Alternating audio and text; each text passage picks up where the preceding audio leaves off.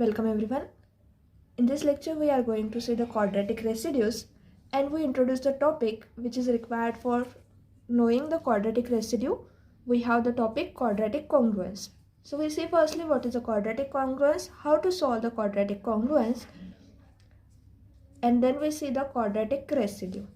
Okay, so what is a quadratic congruence? We have the congruence relation x square congruent to a modulo p. Then where this a and p, that is p is not dividing a, this means that the GCD of a comma p is equals to 1. That is, there is no common divisor between a and p. So for this congruence, here we have the square term, that is quadratic term. So x square congruent to a modulo p, and where p is odd prime and a will be integer such that the GCD of a comma p is equals to 1. Then this congruence is called as our quadratic congruence. Now we see, is there a solution exists for this congruence? Okay, so we have the theorem which state that the congruence x square congruent to a mod p has either no solution or exactly two incongruent solutions modulo p. Okay, that is for this congruence x square congruent to a modulo p, we have either no solutions, that is there does not exist any solution, or if there exists a solution then it has exactly two incongruent solution modulo p. Okay, so we see the theorem. We do not prove the theorem, but we see the idea of the proof, how it can be proved. That we have to prove that either there is no solution, or if the solution exists then there are two solutions and they are incongruent solution of modulo p. So we suppose that if x equals to x0, means we see what are the two incongruent solutions. So if x equals to x0 is a solution of x square congruent to a modulo p, then we have x0 square congruent to a modulo p, because it satisfies x0 is a solution, so this satisfies this congruence relation. But as we know that, what does the congruence mean? P divides x0 square minus a, right? So P does not divide x0. What this implies? That P does not divide x0 since P is not dividing a. Because since the GCD of a comma p is equals to 1, so P is not dividing a. So if P is not dividing a, here if P divides a, what this happens ki here happens that the a should be congruent to 0, then x0 will be congruent to 0, and we get the trivial solution. Okay, so we don't require that. So for this we have P is not dividing x0 because P is not dividing a. So if P is not dividing x0 square, then P does not divide x0, right? Since P is prime. Now from this equation we can say that minus of x0 square is congruent to a modulo p, right? That is, if we substitute the value of x as a minus of x0, then minus of x0 square will be same as x0 square congruent to a modulo p. And we know that x0 is a solution, so minus of x0 is also a solution. What this implies? X equals to minus x0 is also a solution of equation 1, that is this equation, that is x square congruent to a modulo p is a solution of x square congruent to a modulo p. So what we have seen here, that when x0 is a solution, we have x equal to minus x0. is also a solution of this congruence. And now in a proof we have to show that it is an incongruent solution. That is, we have the two solution of this equation x square congruent to a modulo p. X equals to x0 is a one solution and another solution is x equals to minus x0. And we have to show in a proof that x equals to x0 and minus x0 are incongruent solution. Okay, to prove this, we take a contradiction and we have a contradiction to this hypothesis that p is not dividing x0, and therefore these two x0 and minus x0 will give a contradiction to the hypothesis, and therefore they are incongruent solutions. Okay, so what we have here, the solution of x square congruent to a modulo p are x equals to x0 and x equals to minus x0. Okay, so we write a note in here that x equals to x0 and x equals to, that is, if we know the one solution, then another solution will be minus x0, are incongruent solution of x square congruent to a modulo p. What we can see here, that minus x0, that is, if x1 is a solution of x square congruent to a modulo p, then another solution will be p minus x1 is another solution of x square congruent to a modulo p. Because p minus x1, see here, p minus x1 is congruent to minus x1 modulo p. Because here if we divide this p minus x1 by modulo p, that is by p, we get the remainder minus x1.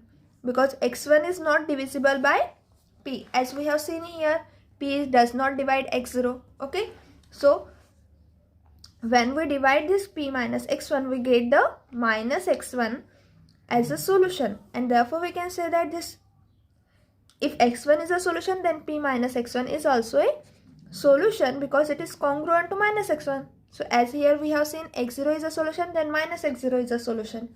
Okay, so here we have done the same, that if we know the x1, then we have p minus x1 as a solution. Okay, let's see the example.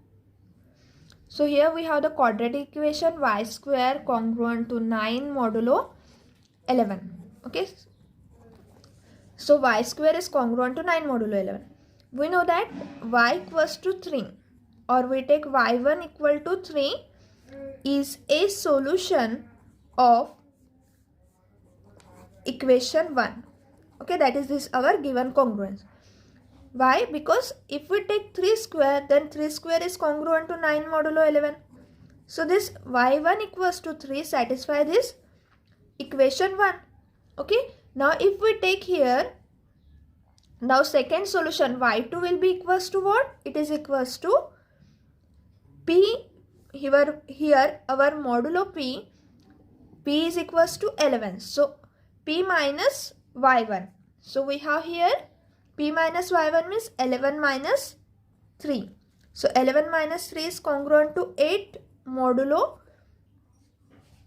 8, and 8 will be congruent to, that is, this is our y2. And if we substitute the y2 value here, that is y2 is also satisfy this equation, y2 square will be congruent to 9 modulo 11. Let's see. 8 square is congruent to 64, and which is congruent to 9 modulo 11. Because when we divide 64 by 11, we have the remainder 9. Okay, so 8 is also a solution of our given congruence, that is y square equals to 9 modulo 11. So here we get that the x1 is equals to, that is y1 equals to 3, and y2 will be equals to p minus 3, and here p is equals to 11. So these are the solution of our given congruence. Or we can say that if 3 is a solution, 3 is a solution of y square congruent to 9 modulo 11, then minus 3 is another incongruent solution.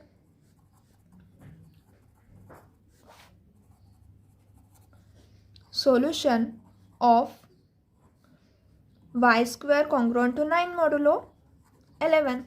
Okay, because minus 3 square will be congruent to 9 modulo 11. And we know that minus 3 will be congruent to what? This is congruent to 8 modulo 11. Okay, so minus 3 is equivalent to 8 under modulo 11. So we have here 8 as a solution of this, right? Now we see the general quadratic congruence. So general, that is the form of the general quadratic congruence. The general quadratic congruence will be in the form, in a variable we take x as a variable. So ax square plus bx plus c, which is congruent to 0 modulo p, where p is not dividing a. Okay, that is p is not dividing a means the GCD of a comma p will be equals to 1. And p is equals to, what is p? P is an odd prime. Okay, so this is our general quadratic congruence, because this is our quadratic equation. So ax square plus bx plus c, this is quadratic equation which is congruent to 0 modulo p. This is one of the general form of the quadratic congruence. Now we divide this equation into a two congruence, that is, this one is a linear congruence and this is in a quadratic congruence. Okay, so we divide this quadratic form in a two form, that is in quadratic part and a linear part. And we know that how to solve the linear equation. And as here we have seen the how to solve the quadratic congruence. And if x0 is a solution, then minus x0 is also a solution. Or we can say that if x0 is a solution, then p minus x0 is another solution. And therefore quadratic equation has exactly two solutions, right? So we simplify this and divide this equation into two parts. First is linear part and second is quadratic part. So we reduce this equation. For reducing this, we write, because since the GCD of p is an odd prime, because of this condition, and the GCD of a comma p is equals to 1. Okay, so GCD of a comma p is equals to 1. What this implies that the GCD of 4a comma p will be equal to 1. Why? Because p is an odd prime, right? And therefore if we take the multiple of a, then if a and p has no common divisor and p is an odd prime, right? So if we multiply a by 4, so 4 is an even number and p is an odd number, right? So the GCD of a comma p is equals to 1 and 4a will be an even, p is an odd prime, so the GCD of 4a comma p will be equals to again 1.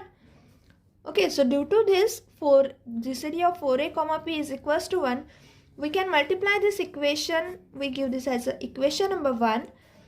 We multiply this by 4a. So on both sides of this congruence. Okay, so 4a in bracket ax square plus bx plus c, which is congruent to 0 mod p. What this implies that? This implies 4a square x square plus 4abx plus 4ac congruent to 0 modulo p. Now we arrange these terms so that we get the complete square term and some other term. So we have here 4a square x square plus 4abx plus we add here b square. Okay, because here we have the term 4ax as here and b will be the other part. So b square we have added here. Now we subtract the b square So b square, we have here minus of b square minus 4ac. So if we open the bracket, minus minus will be plus, so we get the term 4ac, and b square minus b square will be cancelled. That is congruent to 0 modulo p. Now here 4a square x square plus 4abx plus b square will be written in the complete square term, that is in the form of a plus b whole square formula. So we have here twice ax plus b whole bracket square minus b square minus 4ac will be congruent to 0 modulo p. Okay, so we get this. Now we add the b square minus 4ac on the both sides, so we get a twice ax plus b whole square will be congruent to b square minus 4ac modulo p, right? So we have here this term. Now here we have, this is a quadratic term and this is some constant value. Okay, so here we reduce this equation, that is given general quadratic congruence, into two parts, in a quadratic congruence and in a linear congruence. Okay, so we solve this equation, that is we solve now. We write the form of the linear congruence and a quadratic congruence as we let, that is we denote this bracket twice ax plus b as equals to y, and e is equals to b square minus 4ac. Then the above equation we can write in the two forms, that is y square congruent to e modulo p. So substituting this value y and e here, we get y square is congruent to e modulo p, and y will be congruent to y equals to twice ax plus b. So y congruent to twice ax plus b modulo p. Okay, so we have this equation a and b. So this equation a and b, what this equation will be reduces into, this is a quadratic equation, y square congruent to e modulo p, and this is a linear equation, y is congruent to twice ax plus b modulo p.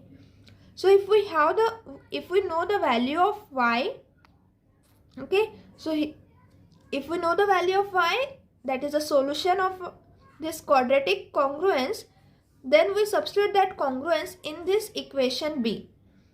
So we get the two equation, because this quadratic congruence, if has a solution, then we have y and minus y0.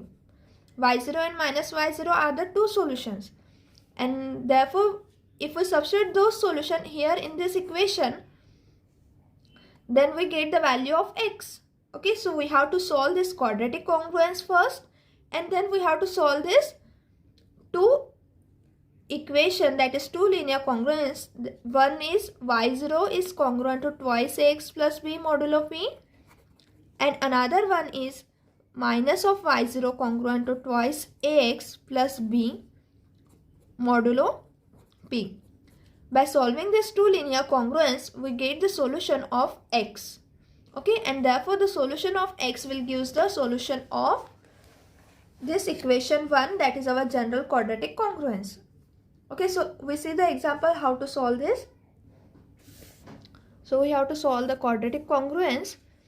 Here in a solution we have a will be equals to 1, b equals to 7. By comparing this equation with ax square plus bx plus c, we get a equals to 1, b equal to 7, and c is equals to 10. Okay, therefore we calculate b square minus 4ac, and b square minus 4ac will be equal to, b square is 7 square minus 4 into 10, that is equals to 7 square is 49 minus 40, that is equals to 9. Okay, so we have b square minus 4ac is equal to 9.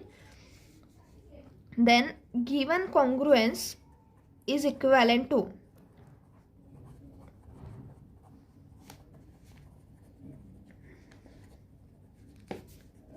we write this given congruence into a equivalent forms of a reduced congruence into quadratic form and a linear congruence.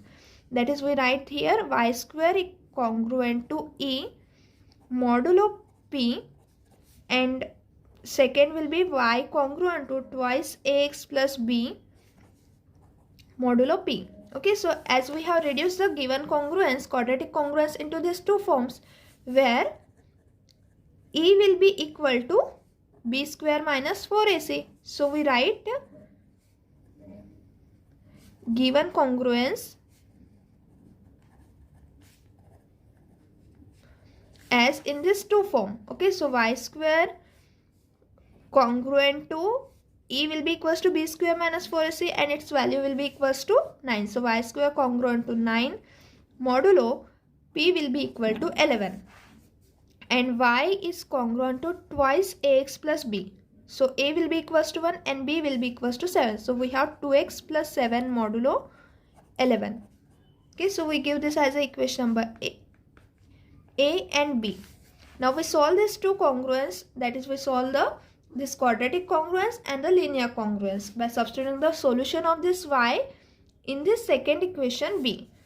Okay, so let's see here y square congruent to 9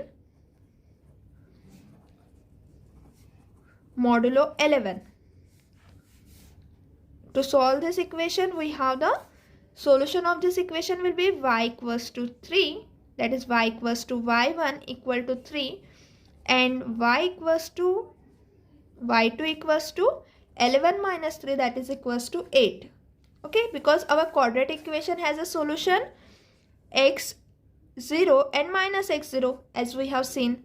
Okay, these are the two solutions, but minus x0 will be equivalent to p minus x0. Okay, so we have here first solution will be y1 equal to 3 as we have seen. If we substitute y equals to 3 here, so 3 square is congruent to 9 modulo 11. Therefore, y equals to 3 is a solution. And p minus x0 will be another solution for the congruence. So here we write 11 minus 3 equals to 8. So this is 8 is another solution of this. So we have two solutions of this equation, that is 3 and 8. Now we substitute the value of 3 and 8 in equation b and we get a two linear equation. Okay, linear congruences. So substitute the value of y equals to 3. Then equation b implies we substitute the value of 3 in equation b. Okay, so 3 will be congruent to 2x plus 7 modulo 11 and we substitute the value of y equals to 8 here. Okay, so 8 is congruent to twice x plus 7 modulo 11. That is, we write this equation as 2x plus 7 is congruent to modulo 11 congruent to 3 modulo 11. Okay, that is, we write this equation in this form.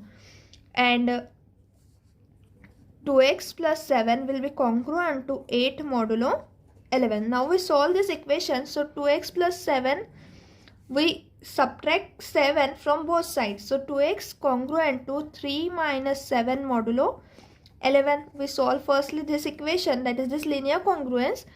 So twice x will be congruent to 3 minus 7 is minus 4 modulo 11. And since the GCD of 2 comma 11 will be 1, therefore we can divide here by 2. We get x is congruent to minus 2 modulo 11 and this will give minus 2 is congruent to 9 modulo 11. Okay, that is, when we divide this minus 2 by 11, we get the remainder 9, since minus 2 is congruent to 9 modulo 11. Okay, because when we add minus 2 to 9, we get the remainder 0. Okay, so we have x congruent to 9 modulo 11. So this is our first solution of the congruence. Now we solve the second equation, that is 2x plus 7. We take this 7 to another side, so we get 8 minus 7 modulo 11 and that is equals to twice x congruent to 1 modulo 11. So we required here the solution twice x congruent to 1 modulo 11. Now to solve this equation, what we require? We require the number which gives a congruent to 1 modulo 11. So we require the inverse of 2 here. Okay, what is the meaning of this? We require the inverse of 2. So here we know that x equal to 6 will gives you a congruence, solution of this congruence. So x congruent to 6 modulo 11, because here twice x is congruent to 1 modulo 11 and the inverse of 2 will be equal to 6. Since 2 into 6 will be 12 and 12 will be congruent to 1 modulo 11. Okay, so 6 will be the inverse of 2 and therefore we have the solution of twice x congruent to 1 is x congruent to 6 modulo 11. So this is another solution that we have get. So here by solving these two linear congruence we get the solution x equals to 9 and x equals to 6. These are the solution of our given quadratic congruence x square plus 7x plus 10 equal to 0.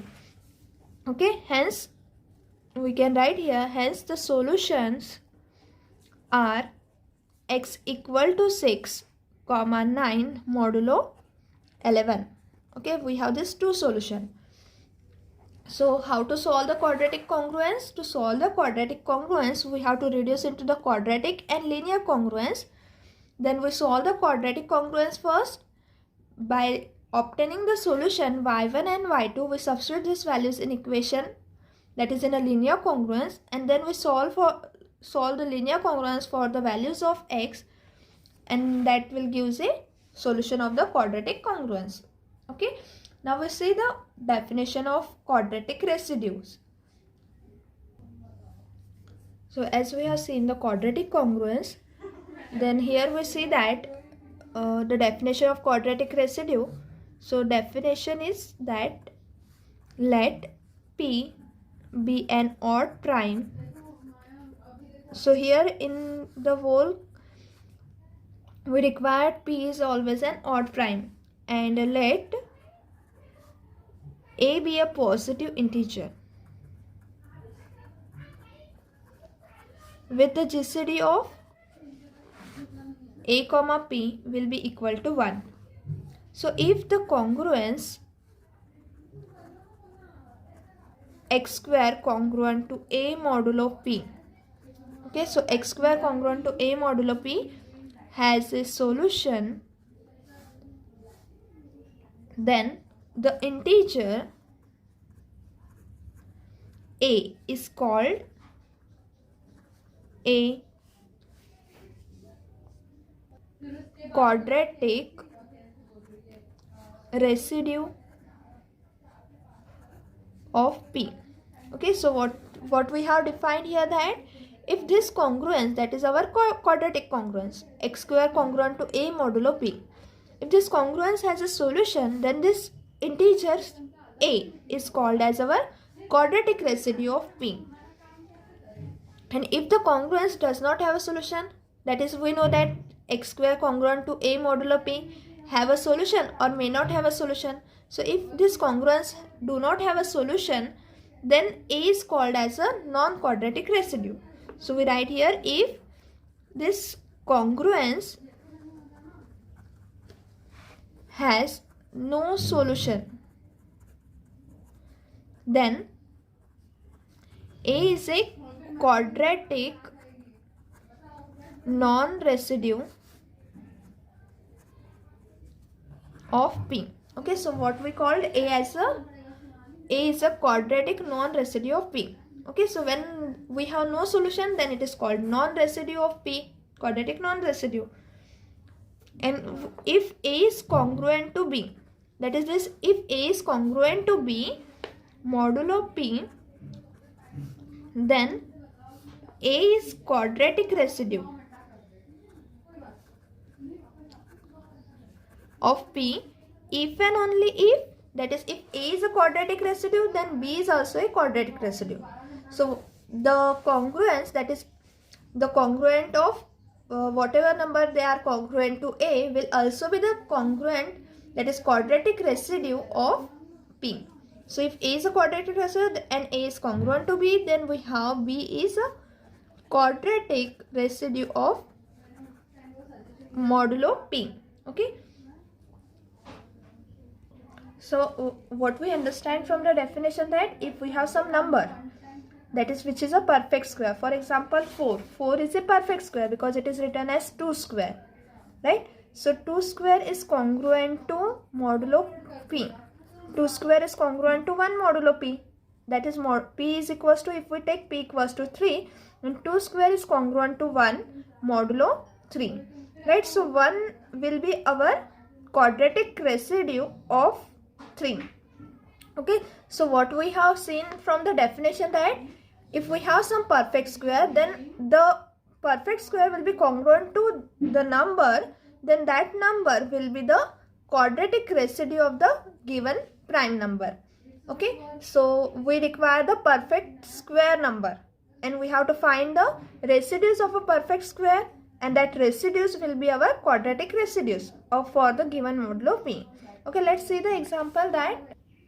So we have to find the quadratic residue of 7. Okay, here our prime p will be equals to 7, and since we require that the a should be congruent, the GCD of a comma b we required equals to 1. Okay, so we take the quadratic residues will be from the set.